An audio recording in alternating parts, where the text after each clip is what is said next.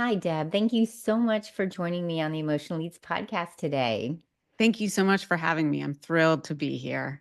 Well, I'm excited because the listeners very often ask questions about body image because in midlife, we're dealing with so many changes, so many things that have happened over the years, but we don't always point back to the past. We think that it's just a new subject matter, but we've really been dealing with it for a long time, and I'm excited to dig in. And I'd love to ask you first. Sure. I know that we're going to talk about your book, but I want to Yep. dig into you first, your background, and maybe more some of the personal reasons why this is so important for you and how it led to you doing this work and writing the book. Oh, awesome question. Haven't gotten this one yet. This is great. So I've been a clinician, a social worker now for close to 30 years. And I guess I would say that as someone in recovery from an eating disorder at a pretty early age in my late teens and early 20s, I think, I fell in love with therapy the first time I went, and I knew that that was what I wanted to do. I was sold. But what really drew me to this work in particular is that, so often I think people do the work in recovery from an eating disorder, but the body image work you kind of cap out that I sort of describe it as almost like a glass ceiling that happens. And I think I didn't even know that I had my own glass ceiling until I met Whitney, and we started talking about our own body image in the ways that both of us were in recovery and the ways that we still experienced our body image. And we were so clear that we weren't really in an eating disordered place anymore, but that there was still so much healing and really ultimately understanding to be done around what was happening with our body image and why it still took up so much space. Yes, I think that's great. I think so many women can relate to that. And if we didn't have a diagnosable eating disorder, so many women have disordered eating around that. Absolutely. Yeah, Absolutely. so that's really powerful. And I love how you said we kind of cap out on the body image. And I think part of that is that we don't have the conversation, the words, or even the tools to really tap into what it is. So maybe you can help me with that and explain what is body image. Let's start there. Great. There's so many questions in there. I guess Mhm. I'll start with what we actually have a section in the book called What is Body Image? And I think that actually speaks to what Body Image Inside Out is all about, is that I think for most of us, both because we live in the culture that we do, and just because I think that's the way we think, is we think of sort of body image as either an internalized experience, right? Something that we see inside ourselves or we imagine about what our body looks like, or what we see in a mirror or a picture or someone else on TV, that it's all these two-dimensional experiences. And what Whitney and I really came to discover in those moments when we started really digging into what was happening in our body image and how it was actually interplaying with what was happening in our lives is that body image is so much more of a three-dimensional experience, or what we call a multi-dimensional experience, which is that there are all these different factors that are, impacting the way we see ourselves that we don't even know: our histories, our traumas, our passions, our relationships, our work life, our family, our kids, that there are all these ways that there's this sort of multidimensional dynamic going on. So that's the this is the short slash long answer to that question. Oh, I think that's great because that actually leads me to my next question. I Yeah. would love to talk about the societal part of this and the diet Yep. culture part of this. Yep. What do you see as the impact on women's body image now after spending, especially some of us who are in our 50s? We Yep. literally have been dealing with this for probably 30 plus years. Yeah, it's a great question. I think there's so many factors. I think I remember once, gosh, it could have been 25 years ago, hearing at a conference, someone said, "Society loads the gun, family pulls the trigger." And that was a little bit more about eating disorders, but I really think that idea that we live in a culture, and increasingly, I think, a culture that gives us the message that if we fix ourselves, something in our life will be better. If we don't, something is wrong with us. So I think that has become increasingly loud. And what I think has been true in my entire career is that what is happening in our lives impacts how we see ourselves. And so how those two things interplay is really where the money is, and where I get really excited, and really what we're all about, which is trying to make this less heavy and less depressing, and really trying to bring curiosity, and really looking at how all these things that are impacting us are really very much alive. They're not just this "I don't fit in my genes" story. There's all this other stuff that's happening that's really vital to understand. That's powerful. And I think you said something at the beginning of that Mm, statement. We all think, I'll be happy when. yeah, Society has really fed us this picture that skinny is happy. yeah, And we only define ourselves with those couple of elements that we see yep, and hear, especially in the media. I would love to talk about too, when you talk about making it a yeah, little lighter. In the book, you talk about the fat temp and the crazy raisin. yeah, I would love for you to share a little bit more about why you made up the names, because yeah. I thought it was brilliant, but I Oh, just was thank you. curious where that came from and how that can actually help. Totally, totally. And I want to just say quickly, because it's something that we said in the book that we feel really strongly about, is when we use the language of fat. That was circa 19, well, maybe 2002. And it was a time where it got thrown around. I mean, it still does, unfortunately, in ways to really capture a really negative experience. And the good news is, in this day and age, I think that we're really taking back that word and really using it as an appropriate adjective in different ways. So I just want to say that as we enter into this, and yet I think it is really powerful to really, we really wrestled with, do we keep that word given, the ways that we've really come to see how fat has been coupled with so much negativity. But what really Whitney felt, and I agree so strongly about, was this idea that it captured how she felt, in that she was fat with feelings, that there were so many feelings. So it felt really important to sort of capture that experience. So to your question, really for us, we didn't I don't think we said, "Hey, let's give our give our negative body image names." It was almost like in the language and the dialogue that might have started with like, "God, I'm this temp and I'm working in this basement after I was in the Olympics and I feel so lame." And it kind of evolved into kind of a nickname, and I honestly don't remember who gave each other the nickname, but I do think, and this really speaks to kind of what we do in the book, is really capturing and using language really powerfully. So what might be someone saying, "I feel so fat," right? How many millions of times have we heard that or thought that? But when someone talks about this kind of caricature of the fat temp, right? This poor girl in the basement who feels like she's lost all of her identity and her partnership and all these other things, or in my case, dating like a banshee and trying so hard to,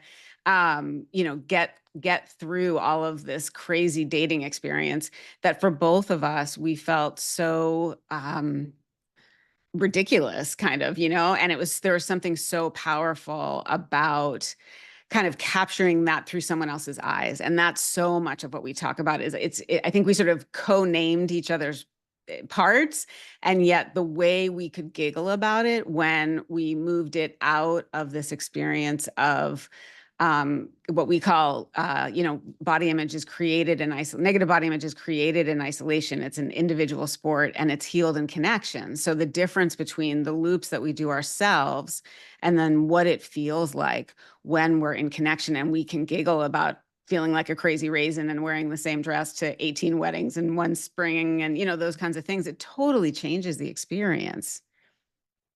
That is great. I love something that you said. I want Mm, to come back to sure. that feeling of being fat. We're attaching Yeah. a feeling. And then Yeah. I'm going to go back even further to something you said. It really does have a lot to do, which is why I liked those names, is it has a lot to Mm, do with what's going on in your life. And totally. the Totally. listeners have heard a lot of my story, but it was Mm, interesting when I read about both you and Whitney. I had a little of both. mm, I was never diagnosed, but I had super disordered eating many, many years, very mm, distorted image of myself. but I was also created this athlete by running a ton of marathons, Mm. and I was never Olympic like Whitney, But but it's still, it's an that identity. persona that you Yeah. have, that identity that you've created. So when your body's not the same and you look back, I'd love for you also to touch upon grieving that younger or that previous body that you had. Totally. No, it's a great framework for, part of what we really talk about later in the book is this idea that there is a grieving of what we thought we would get from that body.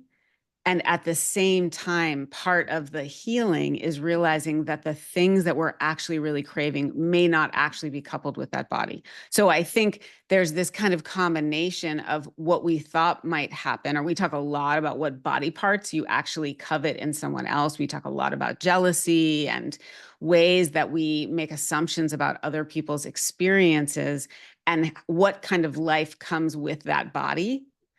And so there is this combination of I'm letting go that if I have this body, I will have more hope that dot, dot, dot, whatever that is. I will find a partner. I will feel more, content in my career or whatever it is. And so I think it's this combination of recognizing the limitations of what our body can give us. And at the same time, this may sound a little cheesy, but a little bit of like a rebirth of what it is that we're actually hoping for.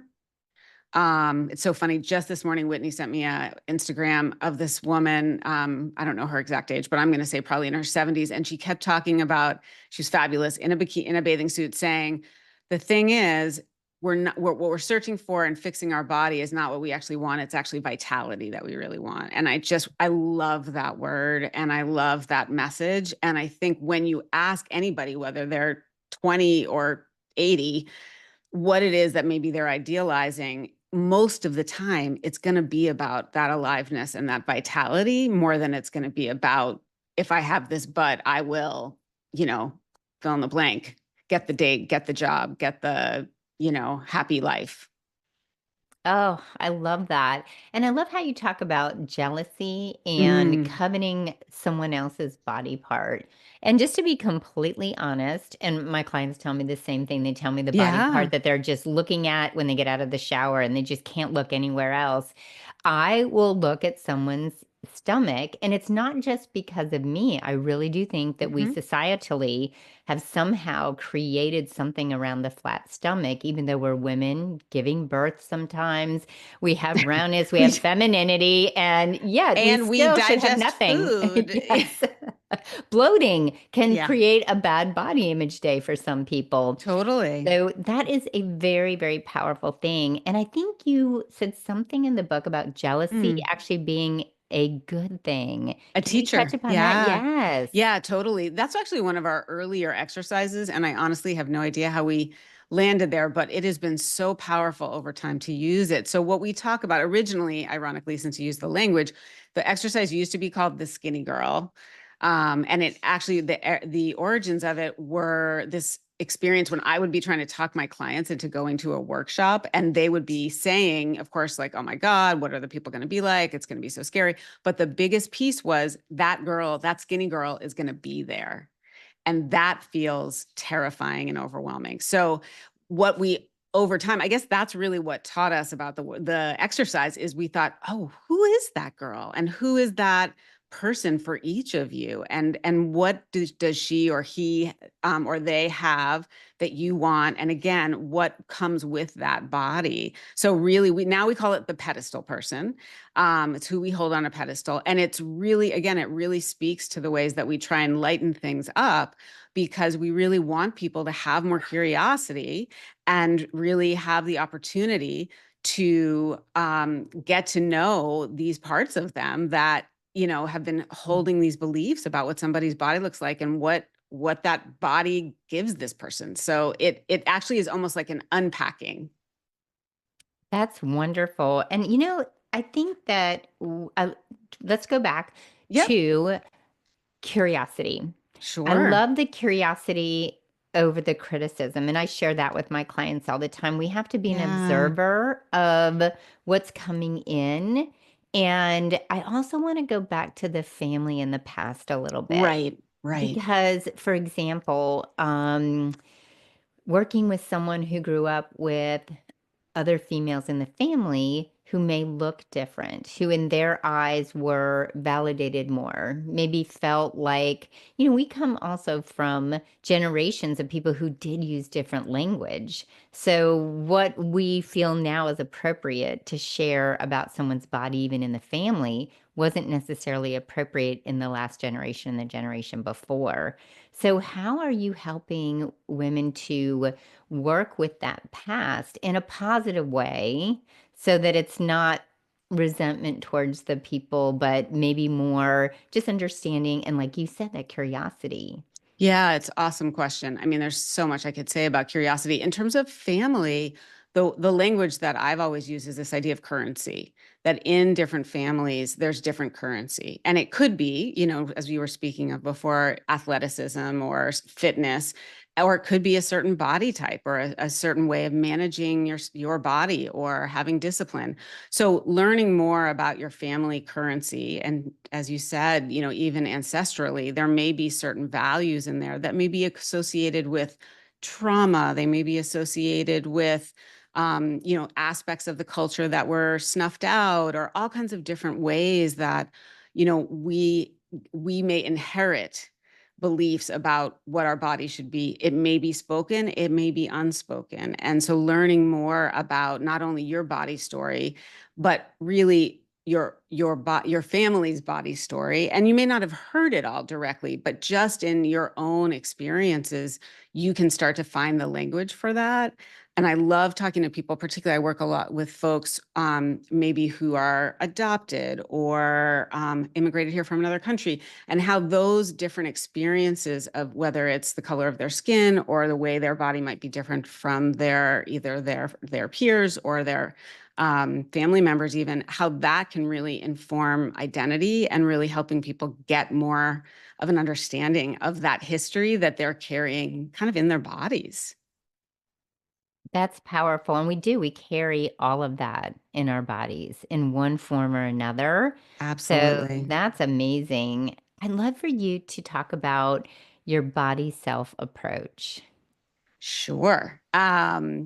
Yes, before Body Image Inside Out was Body Image Inside Out, it was the body self, which was really, again, this idea of um, this multi-dimensional experience of how there's so much that informs our how we see ourselves, and there are different ways to kind of access that body self. For Whitney and I, it started in just the sharing of the stories, and to kind of notice with each other how what we were describing about our bodies may have been in parallel with other things that were happening in our lives. And so we sort of, had these aha moments of like, what is happening here? Why is my body image spiking? We call it a BIM, which is a bad body image moment. And we can have a BIM that lasts months or years or one night, depending on what might be kind of informing it.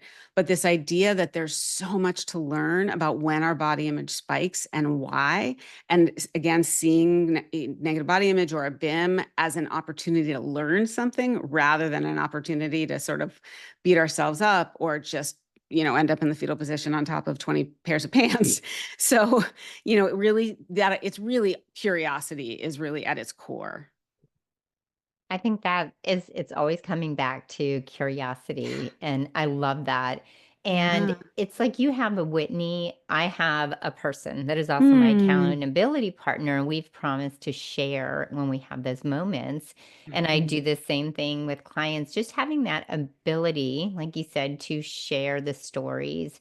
And the more you share, the more you process. And it really Totally. comes back around to truth versus the lies that are happening in our head. Totally, totally. And the ways that when we, again, are in our own thoughts alone, it's really hard to get that kind of spaciousness, right? But when you're sharing with someone else, both in the telling and in the being heard, there's more space. There's space for the giggles, there's space for the curiosity, there's space to just notice rather than just feel like, what I was just thinking is like, we think we are our body image. And in fact, they're two separate entities. And that's why we talk so much about couples therapy for you and your body image, because there's actually real value to being in relationship to your body image. But you need to get some space in there for that to happen, right?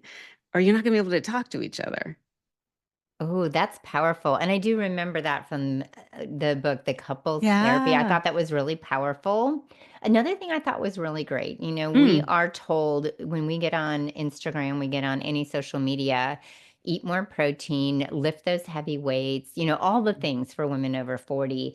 And you Yeah. talk about muscles and these Mm. muscles that can be worked that are not our physical muscles in order to really work with our body image.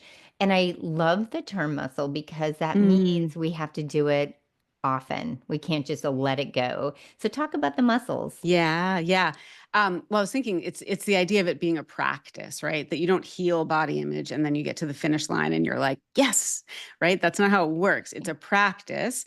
And again, because we live in bodies that will be from us from the very first day to the last day of our lives, there's a lot in there. So the muscles that we talk about, there are three of them. And in some ways they may sound somewhat simple, but to really begin a body self practice, starting with mindful awareness, which is literally just noticing. Because again, so often when we have negative body image, it just feels like we are that, or it's just has a megaphone in our ear screaming at us. And to start to notice and start to think and say that, start to notice the difference between I am so ugly, I shouldn't even leave the house today, to wow, I feel so badly about how I look today. It makes me not want to leave the house. Those are really, really different. Wow, my legs are so ugly is so different than I am saying such nasty things to myself about my legs. So, so different. So that's the first muscle, is literally just starting to track and notice the ebbs and flows of what is happening with your body image. Whitney calls it her, I think she calls it her newspaper reporter. So she just, that idea of you're just observing. And that is in and of itself for many people really hard and really different. And from there, what we say is mindful awareness opens the door and curiosity invites us in. So then we can move into curiosity. I describe it, it's almost like we need to get the jaws of life in there to kind of then start to ask these really important questions, whether it's about what's happening outside of us that maybe really kicking something up inside us and getting our body image really loud, or something inside us that we're sort of projecting on someone else, and that fantasy of having that body part feeling different if we did.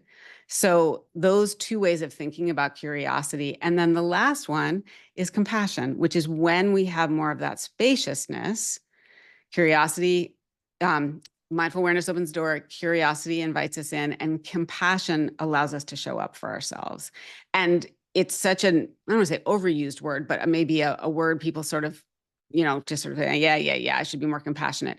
But really saying to yourself, oh my gosh, I've been trying on jeans for 2 hours to try and get this outfit right. There must be a reason. I must be really suffering to feel like if I get this outfit right, I'm going to feel safe. I'm going to feel okay. I'm going to feel loved. So it's really allowing you to start to really connect to really the more vulnerable stuff that's happening below the body image that is often much easier to then access some of that compassion for. Oh, that's so great. You touched upon something that in the emotional eating space we talk about too is Mm, everyone wants to feel safe, secure, loved, belong, all those all words. those things. And it's Absolutely. all down at the core when we're going through these outer body image issues. And that also leads me to when I think women take on a lot of things in their world. And some things that come to my mind when you're talking about that curiosity, again, relating it back Mm, to other things that I work with, but body image obviously comes up with this, is setting boundaries, people mm, pleasing, yep. some of the things that we don't realize that we feel resentful for. And that Hmm. resentment comes back to us, though, that we are the ones in the wrong. Can you share your thoughts on those particular things when we really don't have good boundaries in our life and how that affects our body image. Oh, this is one of my favorite topics. Mhm. So, chapter 5 in the book, so there's 10 chapters, and chapter 5 was the chapter that we didn't know existed until we wrote the book. And I remember the day that I called Whitney and said, "Oh my God, chapter 4 is going to have a baby. It's going to have a baby." And it was this idea of how does what's happening in our relationships impact our body image? That even though we were saying it all the time and talking to our clients about it all the time, we'd never really sort of, cleared the table to say, all right, let's think of this as its own experience and really get curious about this. So in chapter 5, chapter 4 is the one where we talk all about, all the ways that focusing on our body may help us manage these other experiences, either in our history, in our lives, in our ancestral history. And then chapter 5 was like, oh, what's happening in the here and now in our relationships that might be contributing to what's happening in our body. And often that has to do with what happened in the past. That when we feel things in relationship, when we feel unseen or misunderstood or hurt or forgotten or invisible, that there are going to be feelings that go through our bodies and with that sensations. And that becomes a way that a lot of these emotions about what's happening relationally starts to happen in our body. And it so quickly we can go from what is wrong with whatever's happening between me and X to what is wrong with me. That so often we have these big feelings about what's happening relationally and they land in our bodies. And it's again this fantasy. Then if I fix it, I won't feel resentful, alone, forgotten, all those things. So it was the biggest aha, I think, in the writing of the book entirely was, oh my gosh, what about body image isn't about relationships? Really nothing. And really that at its core, again, it's about connection, belonging, fit. And when you get people talking about that currency, there's so much to talk about. That is amazing. Yes, and I find when we are not able to, again, because of our past and how we were brought Mm-hmm. up to voice our needs, there is a strong disconnect between knowing that the body is just that outer shell. It is not, and it's not just a shell. I think sometimes I've used that word before, but I don't mean it as we're so disconnected and it's Yep. just this house that holds everything. It Mm-hmm. really is part of us. Yep. And voicing needs is so important, but that goes way back. That goes way back. Way back, way back. And actually, the first half of our workshop on body image and relationships and the first half of the chapter is looking at this concept called shapeshifting, which is this idea that far before we knew we had, our butts needed to look a certain way or what size we should be, that there were relational mirrors in our lives that really our caregivers were our first relational mirrors. And there's information that we started to take in about both who we were, you're so whatever, you're so easy, you're so loud, you're so funny, you're so distracted, all these things that we get mirrored, as well as if you act in a certain way, I will connect with you more. And I think that's sort of the origins of what you're describing, which is how early on we may have learned if I shapeshift, again, not even moving into the body realm yet, though ultimately that may happen. If I shapeshift in my family, if I over index certain parts of me, I will stay in connection. And that is often where we start to sacrifice that kind of more attunement to ourselves, that more authentic experience. And in our workshops, we actually have them take puzzle pieces and write on the puzzle pieces, these are the ways I shapeshifted, and these are what actually were my more authentic qualities, and starting to look at ways that those really have become so distinguished, and what do we want to move towards as adults, so when we're in these relationships and we see this happen and we start to really be aware of us shape shifting and really being able to make different decisions. The shape shifting is such a great word. I think that is a very powerful word. We all know what that means. We've all melded, we've all camouflaged, we've all done the things that we needed to do to fit in at home or with other people. And sometimes people felt that in marriages. Everyone can relate Totally. to that. Being the good girlfriend, whatever it happens to be. So the shape shifting, I did find that to be an Mm. amazing section of the book. I also love, I'm just going to point this out really Yeah, quickly. go for it. This book, and we're going to share with you how to get it and everything. But what's important about the book is not just words and not just reading, it's a workbook. You do the work. And it's amazing. You have a chance to really put down what's really going on. So I love that. And I wanted to ask also, how are you helping women understand? And maybe you can share with me if this is Mm. even a true thought, that the relationship to our body is really our relationship with ourselves. Mhm. Yeah, I mean, I think that's really dovetails off of this idea about the relationships, is that, it's about not only our relationships with others, but really with ourselves. That when we are able to attune to what's happening in our body, my sort of passion project is the idea of sensations. And often in the workshops and with my sessions, we're actually giving people lists that are not just lists of feelings, but sensations. We have it in the book as well, so people can start to notice, like, oh, I start to buzz around my heart when I feel, disconnected. I start to feel really heavy in my arms when I feel misunderstood. So as we start to move from something's wrong with my body to something's happening in my body, we can then start to really access more information about us. I'm just thinking, actually, one of my dear friends actually came to our last workshop and she wrote something. I think it was, for the first time, I'm realizing that my body is an antenna. And I thought that was such a beautiful way to put it. That is so true. That is a great word for it. Really an antenna. Something goes up. There's something Something, within us, totally, yes. And totally, our gut instinct, we tamp it down because we think we know what we're supposed to feel, or we've been trained to know what we're supposed to feel, and it may not really be that.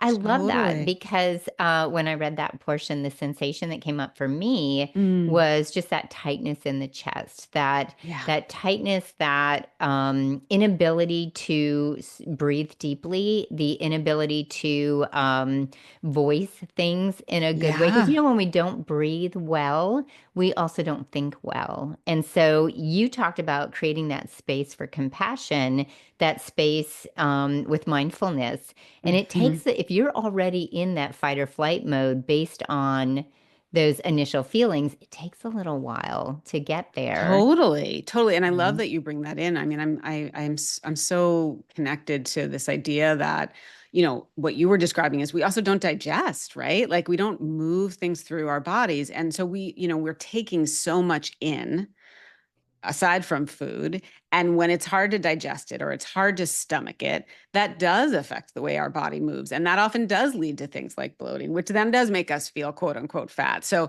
there's actually an anecdote in the book. It might be the first anecdote in the book. I think is called Times Square Makes Me Feel Fat. And it's based on one of my clients growing up in a family that was, very intense and, very interested in being cultured. And so they would go to New York all the time. They lived in outside the city. And when they would go in, her whole body would get overstimulated and no one cared. And she would say, can we take a break? Can we rest? And they were all like, why wouldn't you want to do this? This is amazing. We're going to see 2 shows in one day.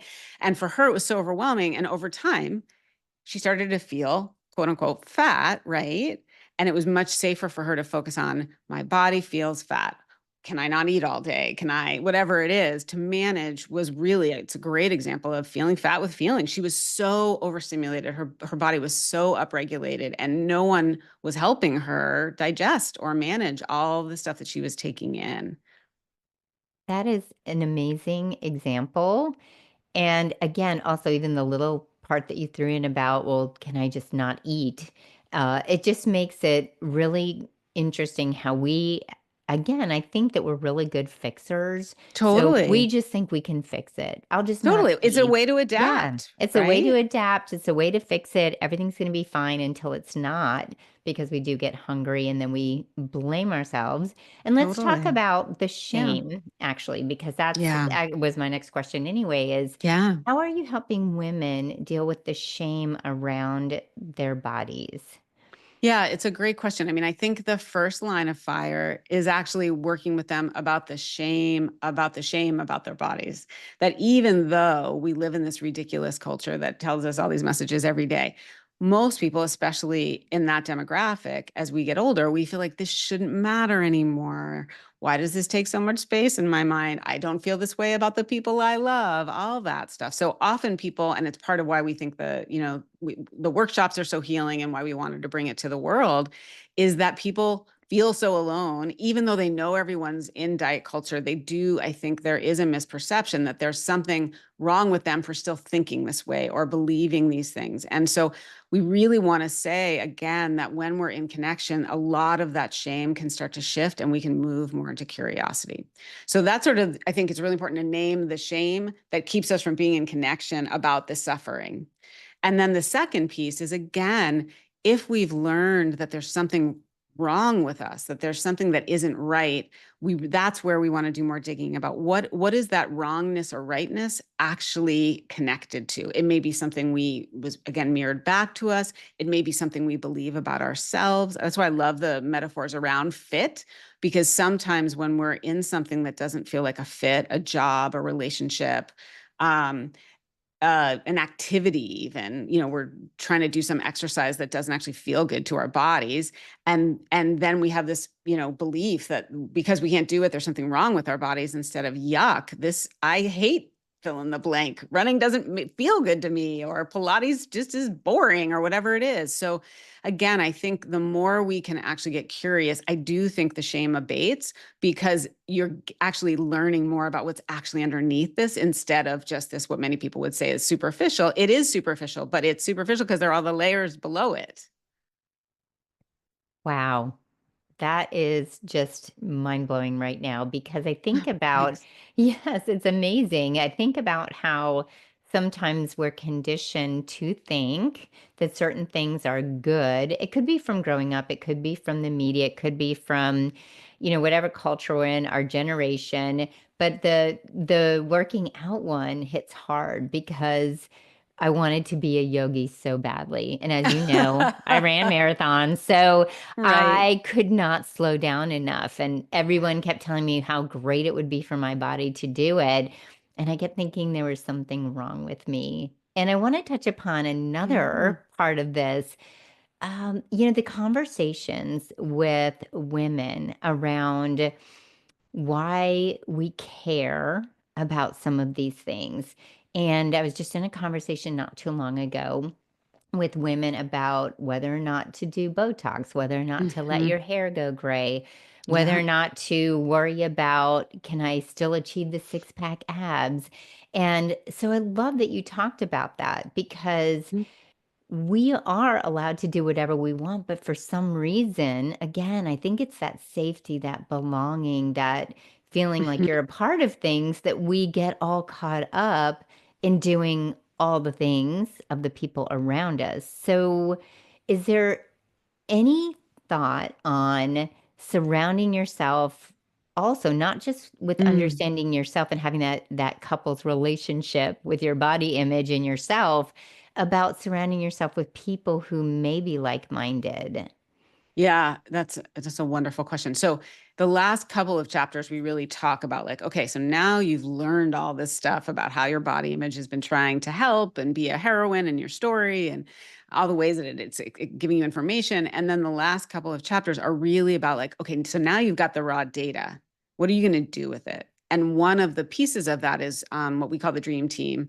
And that certainly could be a therapist or a nutritionist, but it's really about being with people who are like-minded and who can giggle with you about the pile of clothes, or talk about why all of a sudden it feels like your body is growing in 10 minutes or whatever.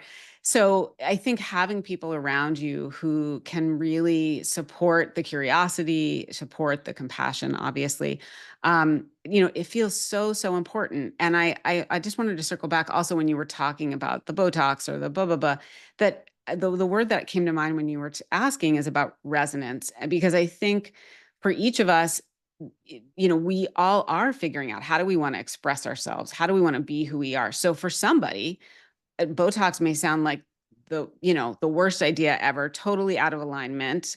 Just feel like so whatever. And then for somebody else, that might feel really right. I was just thinking one of my closest friends who's actually very much a yogi and a very aligned, evolved person. And she said, when I look in the mirror, I see how my face is changing. I look a little angry and I don't love that. And so for me, Botox has sort of softened some of that experience and softened some of that expression. And I just thought that's such a great example. She was totally down. Like she just felt like, all right, this for me feels right. So I think learning more, and that goes back to all the sensation stuff too, is learning more about when you feel resonance, whether it's a piece of clothing or a person or Botox, and trying to figure out what feels right to me authentically, and kind of experimenting with that a little bit, I think is a real opportunity. And then again, finding other folks that you can talk about that stuff with. I mean, I felt so honored that she would share that with me and say, like, it was kind of this crazy experience, but I kind of feel like this feels right to me. That is wonderful. And yeah, it's your own reasoning behind it. Mhm. It's not just keeping up with everyone else. It's how you want to feel and how you want to have your energy show to people. So that's Totally. powerful. Totally. You mentioned clothing, and I want to Yeah. bring clothing up. So, how do we help women who are putting on, and during perimenopause, I can relate to this, putting on 5 pairs of pants before Yeah. I found the pants that were comfortable. And I Hmm. am going to say, even though I work with people on these things, I called them in my head my fat pants. How do we work through the clothing issues to really feel comfortable but feel good about ourselves? Even if we can't wear what we're used to wearing. Yep. It's a great question. I mean, I think a piece of it for sure is what you named before, which is the grief. That there may be, and the good news is the newer styles, I think in some ways are really oriented towards comfort, which I think is really cool and interesting. And it's interesting to watch my generation or our generation kind of adapt to that and be like, oh, I can wear things that just feel good on my body that don't show every curve and or enhance or flatter or so I think there's something really interesting sort of happening culturally right now around that. But I think it really is a little bit of the body image inside out, right? It's going from the inside out. So it might be that there's a time you want to really wear a certain kind of look and that feels really right. But I think, again, it's more about listening. I was thinking about what I wanted to wear today. Whitney and I was laugh about what are we going to wear to the workshop today? What are we going to wear on this, podcast? And I think a lot of it has to do with how it feels on your body and how you feel in it. And so again, it might be that you have feelings about what you used to call or still call your fat pants, and those may not be the right pants for you. It might be, I bought a bunch of skirts this year because I just felt like I'm going to go in a different direction. Because I do a lot of sitting in my job. And so, it doesn't always feel comfortable to wear, more fitted pants. So I think really again having that curiosity and looking for that alignment. And I think also sort of giving yourself the space. We actually have a wonderful woman that we follow on Instagram who she talks all about congruency in fashion. And we were lucky enough to have her come to one of our workshops. And that was part of what we talked about is like, it may feel congruent to wear really tight fill in the blank or not, and figuring out what actually feels right to your body today and really working with that. And again, maybe honoring, like, I wish that I could throw on the buzz. And as my body changes, that just doesn't look as good on me anymore. But what do I feel? I have so many like travel outfits that are like the good enough outfit, right? And that kind of evolved in my, probably late 30s. So I think that really giving yourself the opportunity to kind of get curious and that is an evolving thing, which is something you brought in earlier on, that we're changing, our body's changing, our mood is changing. So just learning more about that flexibility and accessing that for ourselves. I love that. One of the things I started doing this Mm. year, even though I wear it over and over and over again, is I love my brand color, which is kind of like this Mm. raspberry color and kind of a plum or raspberry pinks. And I just bought a ton of shirts that are representative of that. It just makes me happy to see that color.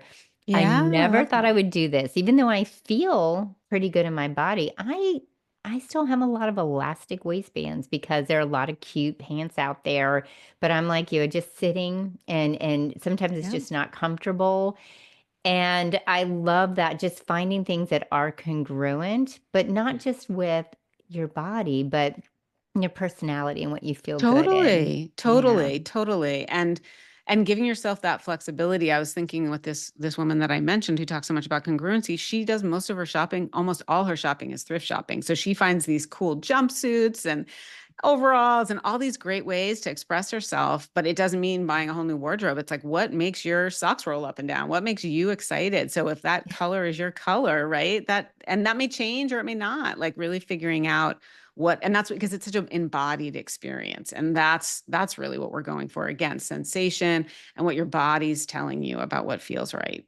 Oh, sensation again. That is it. That's Yeah. what feels really good right now instead of what we used to do in our 20s, maybe even 30s. I was divorced in my late 30s, early 40s. So I Mm, even found myself putting on things that didn't feel good, but I thought looked good. And then I would mhm. be so uncomfortable. And that's just not happening anymore. So, Right. And when we wear what feels good, I think people feel that, right? We always, Whitney and I was talking about like when you're wearing that, 8 million old shirt, plaid shirt, but you love it. And people are like, oh my God, that's an amazing shirt or that's an amazing pair of pants or, that there's something, we have a different energy coming back to the vitality when we're in more alignment, when we're wearing what we really love or what feels right to us, which might be sweatpants, we have more vitality. I really believe that. I love it. And this is a great place for us Mm, to have you give just a few tips for women to get started. So I want everyone to get the mm. book, and we'll talk about that too. But what are Yeah, two or three simple tips to get started to help women with their body image? great. So I would say, I think the muscles are a great place to start. I think even just starting to track that difference between what am I saying to myself about my body and sort of how am I talking to myself about my body and really make that discernment, I think is a really it's such a big jump, but it's really a very simple practice. And even if it's hard, that's okay. But to sort of know it's like, wow, that feels really hard to move away from I'm so blah, blah, blah. So, just starting a sentence with the things I'm saying to myself today about my body are, really simple stuff. And then from there, I do think curiosity is just, I really believe it's the most powerful tool we have is really getting curious, even if nothing changes, even if you still feel really crummy about yourself, just starting to be curious. What is happening inside me or around me that's making me feel a certain way? And that likely is impacting my body image, even if I can't shake it off right now. I think those two are really, really at the core. And then I think coming back again to sensation and resonance and just starting to notice when things feel more or less aligned. I love teaching people about how you start to track that in the body. So just on a really basic level, thinking even about when you hear a song on the radio, or am I feeling like tea or cold water, like any ways that your body is letting you know when something really resonates, starting to build a practice of noticing that maybe in some more neutral places, and then maybe starting to bring that into areas that have a little bit more charge to them, like what you're wearing or, how you do your hair or things that might feel a little more vulnerable. So I think just really basic practices and then building on those. Those are wonderful tips. Now, for the listeners, where can they find you and where can they find the book? Great question. So we are Body Image Inside Out at bodyimageinsideout.com. On Instagram, we are Body Image Inside Out. And you can find our book wherever you buy books. It's certainly on Amazon, Barnes and Noble, all those places, and in many local bookstores. And most local bookstores, if they don't have it, will order it for you. So those are really the primary places to find us. And we do all kinds of workshops. We do full day workshops here in Boston, but we also do virtual workshops. Um, and I think our next one is in December. We're going to do some in the new year, dating and body image, midlife and women and body image. So we have a bunch of really fun ones that we have coming in 2025. Oh, that's wonderful. I am really excited because I want to use your book as a resource for my clients also. And Oh, I'm I'm so very glad. That's excited. one of my biggest Yeah. hopes, actually. Yes, we're going to spread it out even more. and pay that forward. Deb, thank you so much for all of your so compassionate, empathetic thoughts today, but also really insightful and valuable. I appreciate you being here. Oh, thank you so much for having me. Your questions were amazing. It made it so easy. It just was such an honor to share this. Thank you. And for the listeners, make sure you nourish your entire life and give yourself grace today.